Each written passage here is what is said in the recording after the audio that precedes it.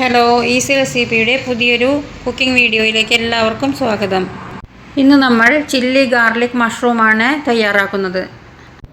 ഇതിനായി 400 gram mushroom കഴുകി വൃത്തിയാക്കി വെച്ചിട്ടുണ്ട്.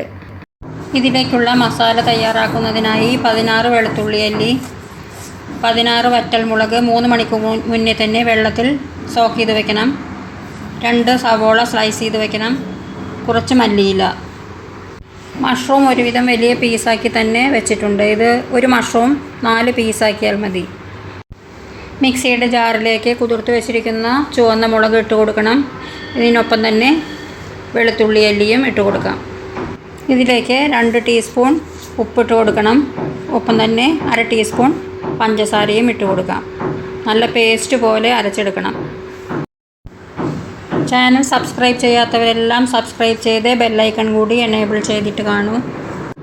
ഇപ്പോൾ മുളകും വെളുത്തുള്ളിയൊക്കെ നല്ല പേസ്റ്റ് രൂപത്തിൽ അരച്ചെടുത്തിട്ടുണ്ട്. പാൻ സ്റ്റൗവിലേക്ക് വെച്ച് ചൂടാവുമ്പോൾ അതിലേക്ക് 4 ടേബിൾ സ്പൂൺ വെളിച്ചെണ്ണ ഒഴിച്ചു കൊടുക്കാം. അരച്ച് വെച്ചിരിക്കുന്ന വെളുത്തുള്ളി മുളക് പേസ്റ്റ് ഇതിലേക്ക് ഇട്ട് കൊടുത്ത് ഒരു 5 മിനിറ്റ് നന്നായി ഇളക്കി കൊടുക്കുക. ഇതിലേക്ക് സ്ലൈസാക്കി വെച്ചിരിക്കുന്ന സവോളയും ഇട്ട് നന്നായി വഴറ്റി കൊടുക്കണം. സവോള നല്ല ബ്രൗൺ കളർ ആവുന്നത് വരെ വഴറ്റി കൊടുക്കാം. ഇപ്പോൾ നല്ല ബ്രൗൺ കളറായിട്ടുണ്ട്. നന്നായി വഴറ്റിയെടുത്തിട്ടുണ്ട്. ഇനി ഇതിലേക്ക് മഷ്റൂം കൂടി ഇട്ട് കൊടുത്ത് നന്നായി ഇളക്കി യോജിപ്പിച്ച് വയ്ക്കാം. ഒരു 10 മിനിറ്റ് ഇരുന്നിട്ട് നന്നായി വേവണം. ഇതിലൊട്ടും വെള്ളം ഒഴിക്കേണ്ട ആവശ്യമില്ല. വെള്ളം തന്നെ ഉണ്ടാവും ഇതിൽ. ഇടയ്ക്കൊന്ന് ഇളക്കി കൊടുത്താൽ മാത്രം മതി. ഇതിലേക്ക് ഒരല്പം കൂടി ഉപ്പ് ചേർത്ത് കൊടുക്കാം.